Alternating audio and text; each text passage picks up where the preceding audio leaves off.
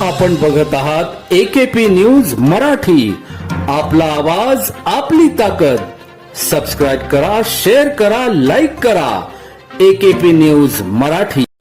नाशिक ग्रामीण पोलीस अधीक्षक विक्रम देशमाने यांनी नाशिक ग्रामीण पोलिसांना अवैध धंद्याबाबत कारवाईच्या सूचना दिल्या होत्या. त्याच अनुषंगाने कळवण तालुक्यातील आबुना पोलीस ठाणे हद्दीतील दळवट येथील तारा किराणा दुकान येथे अवैध मद्यसाठा आबुना पोलिसांनी छापा टाकून हस्तगत केला.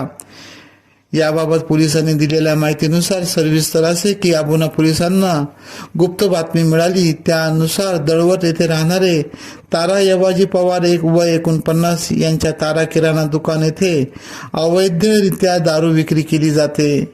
त्याच अनुषंगाने आबुना पोलिसांनी छापा टाकून 11 ऑगस्ट 2024 रोजी सायंकाळी 5:30 वाजेच्या सुमारास 24,640 रुपये किमतीचा प्रिन्स संत्रा कंपनीच्या देशी दारूच्या 352 सीलबंद काचेच्या बाटल्या तसेच 12,600 रुपये किमतीच्या ओसी ब्ल्यू कंपनीच्या विदेशी दारूच्या एकूण 84 बाटल्या असा एकूण 37,240 रुपयांचा मुद्देमाल हस्तगत केला.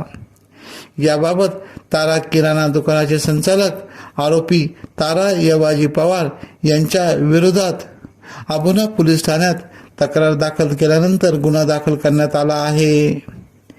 AKP न्यूज साठी ब्युरो चीफ अनवर खान पठाण, नाशिक.